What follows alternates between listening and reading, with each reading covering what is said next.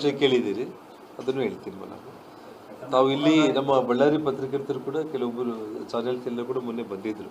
ನಾನು ಹನುಮಲೆ ಧರಿಸಿದಾಗ ಕಳೆದ 2 ವರ್ಷಗಳಿಂದ ಕೂಡ ತುಂಬ ಅದ್ಭುತವಾಗಿ ಎಲ್ಲ ಸೌಲಭ್ಯಗಳನ್ನ ಕೂಡ ಮಾಡ್ತಾ ಇದ್ದಾರೆ.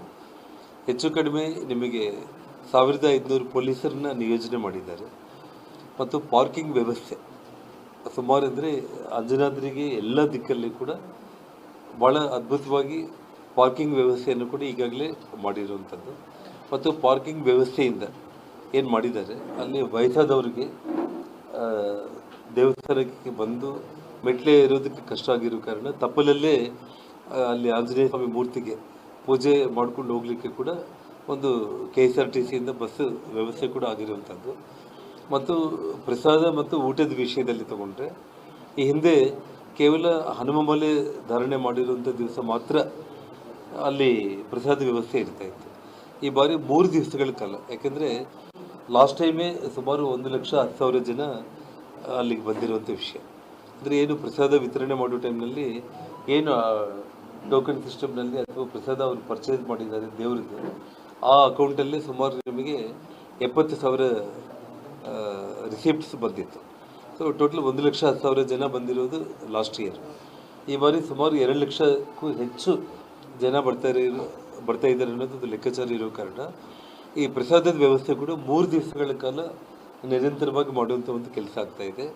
ಒಂದೇ ಕಡೆ ರಶ್ ಆಗಬಾರ್ದು ಅಂತ ಹೇಳಿ ಕೂಡ ಮುಂಚೆ ದಿನದಿಂದನೇ ಎಲ್ಲೆಲ್ಲಿ ನಮ್ಮ ಭಕ್ತಾದಿಗಳು ಬರ್ತಾ ಇದ್ದಾರೆ ಆ ಭಾಗದಲ್ಲೇ ಪ್ರಸಾದದ ವ್ಯವಸ್ಥೆ ಕೂಡ ತುಂಬ ಅಚ್ಚುಕಟ್ಟಾಗಿ ಮಾಡ್ತಾ ಇದ್ದಾರೆ. ಮತ್ತು ದೇವಾಲಯದಲ್ಲಿ ಹೂವಿನ ಅಲಂಕರಣೆ ತುಂಬ ಸುಂದರವಾಗಿ ಭಾಳಷ್ಟು ಒಳ್ಳೆಯ ಸುಗಂಧದ ಪರಿಮಳ ಕೊಡುವಂಥ ಒಳ್ಳೆಯ ಹೂವುಗಳನ್ನು ಬೇರೆ ಬೇರೆ ರಾಜ್ಯಗಳಿಂದ ಕೂಡ ತರಿಸಿ ಹೂವಿನ ಅಲಂಕಾರ ಕೂಡ ಒಂದು ಕಡೆ ನಡೀತಾ ಇರುವಂಥದ್ದು. ಇನ್ನೊಂದು ಸ್ಥಳೀಯರ ಆರೋಪ ಅಂದರೆ ಚಿಕ್ಕರಾಮಪುರ ಇದೆಲ್ಲ, ಅಲ್ಲಿ ಸ್ಥಳೀಯರ ಆರೋಪ ನಿನ್ನೆ ನಾವು ಹೋಗಿದ್ವಿ. ಅವ್ರೇನು ಹೇಳ್ತಾರೆ ಅಂದರೆ ಅಂಜನಾದ್ರಿ ಮಲದಾರಿಗಳ ಪ್ರಕಾರ ಅಷ್ಟೇ ಒಂದು 3 ದಿನಕ್ಕಿಂತ ಮುಂಚೆ ಈ ಕೆಲಸ ಮಾಡ್ತಾರೆ.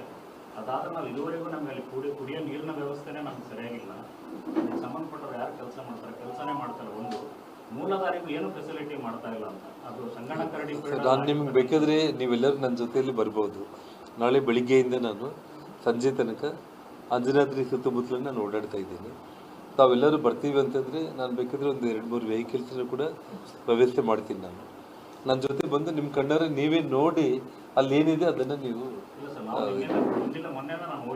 ನೋಡಿ. ಯಾರಾದರೂ ಒಂದು ಕಡೆ ಅಂದರೆ ನಿಮಗೆ ನೋಡಿ, ಇವತ್ತು ರಸ್ತೆ ಬಗ್ಗೆ ನಾನು ಹೇಳ್ತಾ ಇದ್ದೀನಿ, ಅದೆಲ್ಲ ನೀಟಾಗಿ ತುಂಬ ಅಚ್ಚುಕಟ್ಟಾಗಿ ನಡೀತಾ ಇರೋದು. ಕೊಟ್ಟಿದ್ದಾರೆ.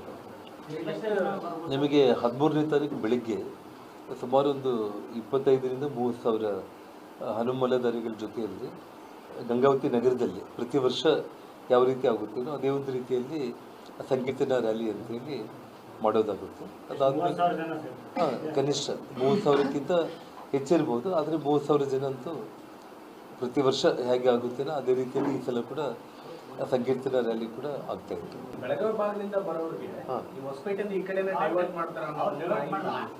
ಅವರು ಬೇರೆ ಭಾಗಕ್ಕೆ ಬೆಳಗಾವಿಯಿಂದ ಬರೋರಿಗೆ, ಹುಬ್ಬಳ್ಳಿಯಿಂದ ಬರೋರಿಗೆ, ಬಿಜಾಪುರದಿಂದ ಅವ್ರಿಗೆಲ್ಲ ಡೈವರ್ಟ್ ಮಾಡ್ತಾರೆ. ಇಲ್ಲಿಂದ ಹೋಗಿ ಗಂಗಾವತಿಗೆ ಬೇಡ. ಅಂದರೆ ವಿಷಯ ಏನಾಗಿದೆ ಅಂತಂದರೆ ಗಂಗಾವತಿ ನಗರ ಕೂಡ ತುಂಬ ಚಿಕ್ಕದಾಗಿರುವಂಥದ್ದು. ಮತ್ತು ಅಂಜನಾದ್ರಿಗೆ ಬರಲಿಕ್ಕೆ 4-5 ರಸ್ತೆಗಳಿದೆ.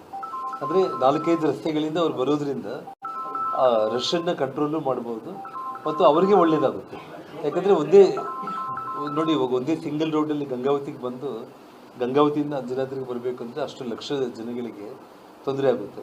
ಇವಾಗ ನಿಮಗೆ ಕೊಪ್ಪಳ ಹಿತ್ನಾಳಿಂದ ಅಂಜನಾದ್ರಿಗೆ, ಇವತ್ತು ನಮ್ಮ ಬಳ್ಳಾರಿ ಕಡೆಯಿಂದ ನಾವು ಹೋಗೋರಿಗೆ ಅಥವಾ ಬೇರೆ ಈ ಜಿಲ್ಲೆಗಳಿಂದ ಬರುವಂಥವ್ರು ಕೂಡ ಈ ಕಡೆಬಾಗಿಲಿದೆಯಲ್ಲ, ಕಡೆಬಾಗಿಲಿಂದ ಅಂಜನಾದ್ರಿಗೆ, ಒಂದು ಕಡೆ ನಮ್ಮ ಗುಲ್ಬರ್ಗ, ಬೀದರ್, ರಾಯಚೂರು ಕಡೆಯಿಂದ ಬರೋರಿಗೆ ಮರಳಿ ಮತ್ತು ಅಂಜನಾದ್ರಿಗೆ ಬರಲಿಕ್ಕೆ ಮತ್ತು ಗಂಗಾವತಿಯಿಂದ ಬರಲಿಕ್ಕೆ ಸುಮಾರು ಒಂದು 4 ಮಾರ್ಗಗಳಿರೋ ಕಾರಣ ಸುಮಾರು 2 ಲಕ್ಷ ಜನ. ಮತ್ತು ಅಂಜನಾದ್ರಿ ಬೆಟ್ಟ ನಿಮಗೆ ಗೊತ್ತು, ಅಲ್ಲಿ ವಾಸ್ತವ ಸ್ಥಿತಿ.